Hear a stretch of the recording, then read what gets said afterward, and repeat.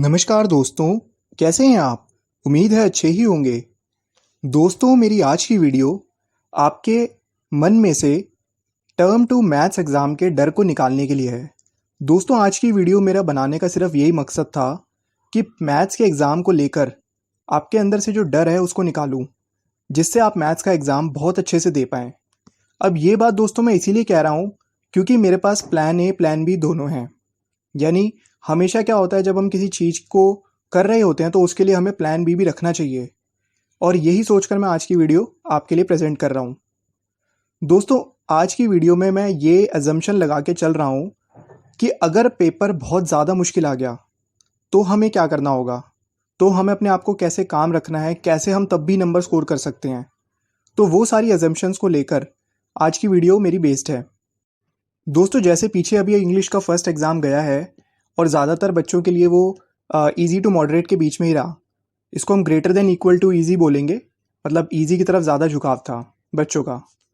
अब वैसे तो मेरी अजम्पशन यही है कि मैथ्स का जो एग्ज़ाम है वो इजी टू मॉडरेट के बीच में ही आएगा, क्योंकि सीबीएसई अपने सारे पेपर जो है वो एक ही टाइम पे तैयार कर लेती है। यानी ऐसा नहीं होगा कि अभी वो मैथ्स का एग्ज़ाम तैयार कर रहे होंगे तो वो आपको मैथ्स के पेपर में वो प्रेजेंट करेंगे। ये सब पहले ही तैयार हो चुका है, और जिस हिसाब से इंग्लिश का पेपर सेट हुआ था तो उस हिसाब से मैथ्स का पेपर का लेवल भी ज़्यादा हाई डिफ़िकल्ट नहीं होगा।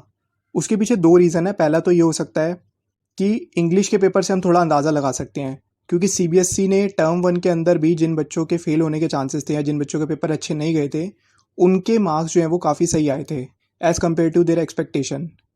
और टर्म 2 के अंदर भी शायद ये चीज़ फॉलो होगी, क्योंकि सीबीएसई को पता है कि पिछले साल बहुत सारे चेंजेस सीबीएसई ने करे हैं। काफ़ी ज़्यादा उनको क्रिटिसिज्म मिला है।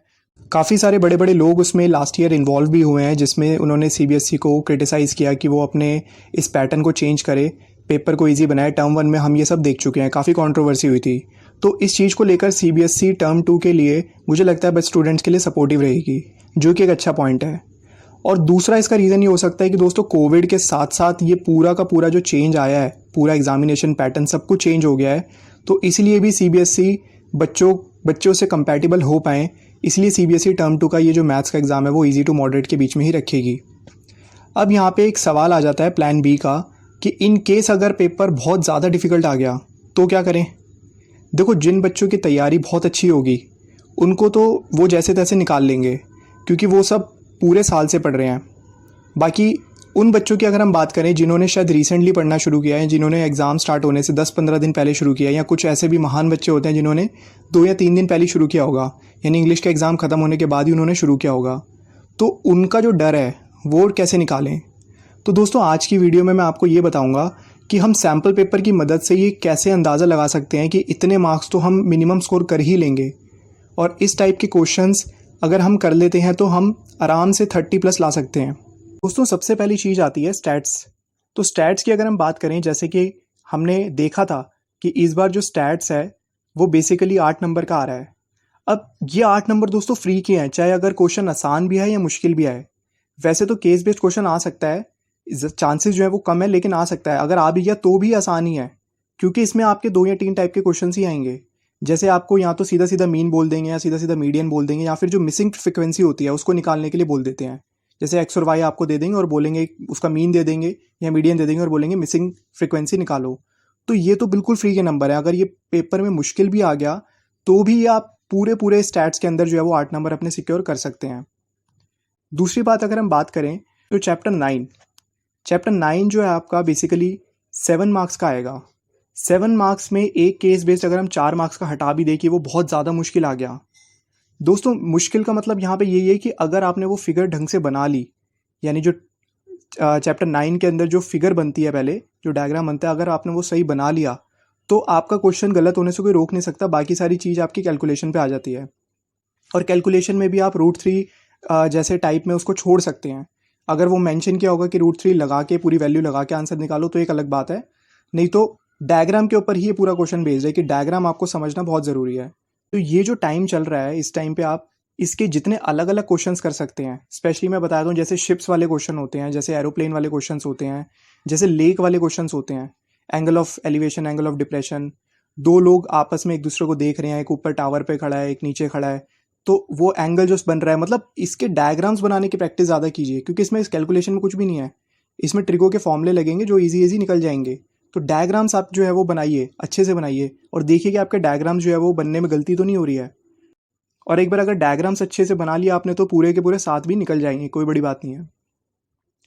खैर दोस्तों, नेक्स्ट अगर हम बात करते हैं तो अब मेरा अगला टारगेट आता है एपी को लेकर। दोस्तों एपी जैसे हमें पता है कि 6 मार्क्स का जो है वो बनेगा, जिस हिसाब से सैम्पल पेपर के अंदर आया है। तो एपी के जो क्वेश्चंस हैं वो ज़्यादा टेक्निकल नहीं होते हैं। मतलब एपी के अगर केस बेस्ड भी आएंगे तो भी वो आसान ही होंगे, वो ज़्यादा मुश्किल नहीं आएंगे। बस ये है कि आपको थोड़ा सा ये होगा कि क्वेश्चन बड़ा होगा, थोड़ा सा दिखने में बड़ा होगा, लेकिन उसमें जो होता है ना वो कुछ नहीं होता, वो छोटा सा ही होगा। मतलब इसमें ये फ़ायदा रहेगा कि केस बेस्ड क्वेश्चन जो है उसमें 2 पार्ट्स होंगे, ठीक है। मतलब 4 नंबर का आएगा तो 2 पार्ट्स होंगे, इसका मतलब 2-2 नंबर का एक पार्ट होगा, जिसका मतलब सीधा-सीधा पता चल जाएगा कि 2 नंबर का ये तो यार आसान ही है। मतलब एपी के इतनी मुश्किल नहीं आएंगे, बस आपको उसकी सीरीज़ समझनी पड़ेगी कि वो सीरीज़ बन कैसे रही है। और क्वेश्चन को देख के घबराना नहीं है एपी के, बस उसकी लेंथ को देख के नहीं घबराना आपने, होगा वो आसान ही। तो एपी का जो अगर एक केस बेस बनता है 4 मार्क्स का, बाकी अगर हम देखते हैं तो 2 मार्क्स का जो एपी बाकी बचता है वो जो आपका जैसे इस बार सैम्पल पेपर में फर्स्ट क्वेश्चन आया था, तो वो भी ईजी ही होगा, मतलब वो ईजी एपी आएगी। अब दोस्तों इसके क्वेश्चंस हम कैसे कर सकते हैं, जैसे आप अलग अलग टाइप के क्वेश्चंस कीजिए, वो ज़्यादा बेनिफिट रहेगा। जैसे आपने कोई मिडल टर्म निकालनी है सीरीज़ में से, जैसे आपने फर्स्ट 30 टर्म्स का सम निकालना है, इस टाइप के क्वेश्चन आ सकते हैं। इसमें इस टाइप के आ सकते हैं, जैसे आपको लास्ट टर्म से 10वीं टर्म निकालनी है, इस टाइप के क्वेश्चन आ सकते हैं। इसके अलावा इसके अंदर आपको ये दे सकते हैं कि चेक करो ये एपी बना भी रही है या नहीं बना रही है, या फिर आपको ए और डी निकालने के लिए आ सकता है। तो इस टाइप के अलग अलग टाइप के क्वेश्चंस आप कीजिए, तो ये भी आसानी से हो जाएगा, इसमें भी घबराने की बात नहीं है। इसका जो केस बेस्ड है वो मुश्किल नहीं आएगा जो मुझे लगता है, बस क्वेश्चन बड़ा होगा, बड़ा देखकर उसे घबराना नहीं है। नेक्स्ट दोस्तों अगर मैं बात करता हूँ सबसे इजी कंस्ट्रक्शन। कंस्ट्रक्शन अगर वर्स्ट से वर्स्ट पेपर भी आ गया तो भी कंस्ट्रक्शन तो मुश्किल नहीं होगा, वो तो अलग बन ही नहीं सकता। मतलब उसके 2-3 क्वेश्चन ही अलग अलग बनते हैं। एक टेंजेंट बनाना है एक्सटर्नल पॉइंट से, जो आपको बाहर से बनाना होता है। आपको कंसेंट्रिक सर्कल का आ सकता है, इस टाइप के आप प्रैक्टिस कीजिए। 2 टेंजेंट्स आ सकते हैं 2 एक्सटर्नल पॉइंट से। तो इन 3-4 टाइप के क्वेश्चंस, अलग अलग क्वेश्चंस की प्रैक्टिस कीजिए। इससे आपके चैप्टर्स भी पूरे पूरे कवर होंगे और आपके पास टाइम भी बचेगा। तो वर्स्ट के सिनेरियो में भी कंस्ट्रक्शन का क्वेश्चन मुश्किल नहीं होगा, तो इसके भी फ्री के आपके 3 नंबर हैं अगर हम ध्यान से देखें तो। नेक्स्ट दोस्तों अगर हम बात करते हैं मेंसुरेशन। हाँ, मेंसुरेशन को लेकर थोड़ा सा मेरा कंसर्न है कि इसका क्वेश्चन मुश्किल इसलिए हो सकता है क्योंकि कैलकुलेशन में टाइम लग जाता है थोड़ा सा, और फिगर कई बार क्या होता है गलत बन जाती है, जिसकी वजह से पूरा क्वेश्चन गलत हो जाता है।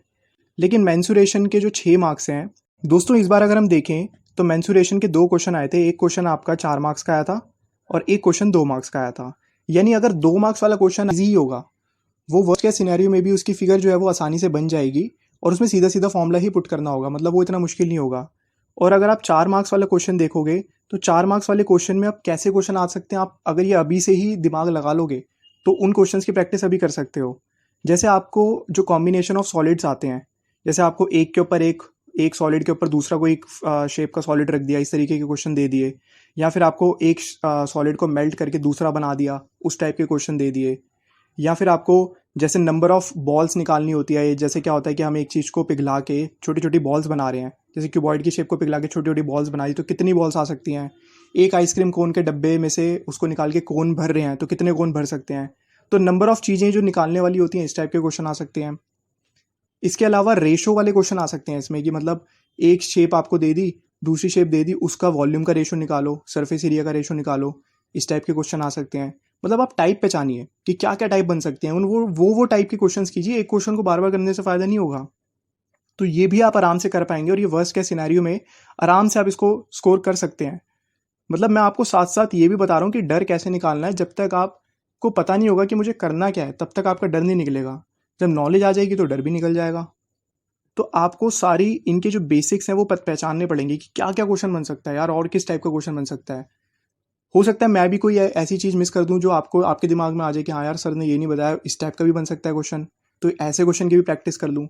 टाइम कम है तो आप अलग अलग क्वेश्चन की प्रैक्टिस कीजिए ताकि आपके टाइप सारे कवर हो जाएं। नेक्स्ट दोस्तों अगर हम बात करें तो अगला आता है हमारा मेरा चैप्टर जो मुझे काफ़ी अपीलिंग लगता है, वो है क्वाड्रेटिक इक्वेशन। क्वाड्रेटिक इक्वेशन के अंदर अगर आप इस बार देखेंगे तो एक क्वेश्चन आपका 2 मार्क का आया था, ठीक है। और दूसरा क्वेश्चन अगेन आपका 2 मार्क का आया था। अब 4 मार्क का जो क्वेश्चन है, अगर मतलब 4 मार्क की इसकी वेटेज बन रही है सैम्पल पेपर के हिसाब से, तो दो क्वेश्चन 2 मार्क्स के आएंगे। अब दोस्तों अगर वो 2 मार्क्स के 2 क्वेश्चन आएंगे तो वो बन कैसे सकते हैं? इसमें भी आप टाइप पहचान लेंगे तो आराम से दोनों 2 क्वेश्चन जो है वो वर्स्ट केस सिनेरियो में भी आप स्कोर कर सकते हैं। एक तो जो रूट्स वाले क्वेश्चन होते हैं वो उनकी प्रैक्टिस ज़रूर कीजिए। जैसे आपको के की वैल्यू निकालनी है और इक्वल रूट्स दे दिए कि भाई इस इक्वेशन के रूट्स इक्वल हैं तो के की वैल्यू निकालो। रूट्स पहचानने हैं कि मतलब डिस्टिंक्ट है, रियल है या फिर एग्जिस्ट करते हैं नहीं करते, इस टाइप के क्वेश्चन कीजिए। वर्ड प्रॉब्लम्स जो सिंपल होती हैं वो भी कर सकते हैं आप, जैसे एज वाली वर्ड प्रॉब्लम्स कीजिए, नंबर्स वाली वर्ड प्रॉब्लम्स कीजिए। एज वाली तो मतलब बहुत ज़्यादा आती है तो एज वाली तो ज़रूरी कीजिए। इसके अलावा दोस्तों एक इसमें जो आपकी सॉल्यूशन निकालने वाले होते हैं, जैसे क्या होता है कि जैसे आपको क्वाड्रेटिक इक्वेशन दे दी और उसकी एक्स की वैल्यू निकालनी है, जैसे जो मिडल टर्म स्प्लिट वगैरह से करते हैं, तो उस टाइप के भी क्वेश्चन आ सकते हैं, बट उसके चांसेस कम है मेरे हिसाब से। रूट्स वाला तो एक क्वेश्चन जरूरी आएगा और वो 2 मार्क आपके फ्री के हैं बिल्कुल। तो क्वाड्रेटिक में भी आपको घबराने की ज़रूरत नहीं है, आप अलग अलग टाइप के क्वेश्चंस कीजिए। मतलब रूट्स वाले क्वेश्चन कीजिए, जैसे आपके एज वाले हो गए, इस टाइप के क्वेश्चंस कीजिए, तो आपका जल्दी टाइम के अंदर जो है वो पूरा चैप्टर कवर हो जाएगा। और अलग अलग क्वेश्चन कीजिए, एक क्वेश्चन को बार बार मत कीजिए। एज वाला अगर आपको लग रहा है कि भाई ये क्वेश्चन बिल्कुल पिछले जैसा ही है तो दूसरा क्वेश्चन चेंज कर लीजिए, कुछ अलग कीजिए उसमें। नेक्स्ट दोस्तों अगर हम बात करते हैं लास्ट में सर्कल्स की, दोस्तों जैसे कि हमने सैम्पल पेपर के हिसाब से देखा कि 6 मार्क का जो है वो सर्कल आया हुआ है। 4 मार्क का एक क्वेश्चन आया था सेक्शन सी में और 2 मार्क का एक क्वेश्चन आया था। अब यहाँ से भी आप पता लगा सकते हैं कि सर्कल में किस किस टाइप के क्वेश्चन बन सकते हैं। तो सर्कल में मोटे मोटे 2 टाइप के क्वेश्चन बनते हैं। एक तो कैलकुलेट करने वाले कि भाई ये इस तरीके से आपको टेंजेंट्स बन रहे हैं और ये अंदर का एंगल निकालो या ऐसे ट्रायंगल के अंदर एंगल निकालो, मतलब कैलकुलेट करने वाले। और दूसरा प्रूफ करने वाले। तो जितने भी अलग अलग टाइप के प्रूफ करने वाले क्वेश्चन है वो एक बार आप कर लो, जितने भी निकालने वाले क्वेश्चन है वो आप कर लो। और दोस्तों निकालने वाले और करने वाले क्वेश्चन तभी कर पाओगे जब आपको टेंजेंट्स का कंसेप्ट पता होगा। कि जैसे हमें एक्सटर्नल पॉइंट से हमें पता है कि जब हम टेंजेंट ड्रॉ करते हैं वो दोनों टेंजेंट इक्वल होते हैं, तो मेनली इस चैप्टर में यही चलता है और इसके हिसाब से हम निकालते हैं। और इसके अंदर जो आपका क्वाड्रिलेटरल वाले क्वेश्चन भी आ सकते हैं कि जैसे क्वाड्रिलेटरल बन रहा है तो अलग अलग एंगल निकालो, या जो है वो 2 साइड्स को इक्वल प्रूफ करो। अगेन जो हम जिसके अंदर 2 ट्रायंगल्स में डिफरेंशिएट करके उसको हम कॉन्ग्रुएंट करते हैं और उसके हिसाब से इक्वल निकालते हैं। तो मतलब 2 टाइप के मोटे मोटे क्वेश्चन बनेंगे, एक तो कैलकुलेट करने वाले और एक प्रूफ करने वाले। तो इस 2 टाइप के क्वेश्चंस जो है वो आप कीजिए, दोनों के अलग अलग टाइप के क्वेश्चंस आप कीजिए। तो इस तरीके से अगर आप देखोगे तो आपके सारे चैप्टर्स जो है आपको पता चल जाएगा कि इस चैप्टर में किस किस टाइप के क्वेश्चन बन सकते हैं। मैंने ये टाइप कर लिया है। अगर वर्स्ट केस सिनेरियो में पेपर मुश्किल भी आ गया तो भी आप उस चैप्टर का कोई ऐसा नहीं होगा कि आप सारे क्वेश्चन छोड़ दोगे। मतलब कुछ टाइप भी पता लग गया तो आप कुछ तो करके आओगे ही।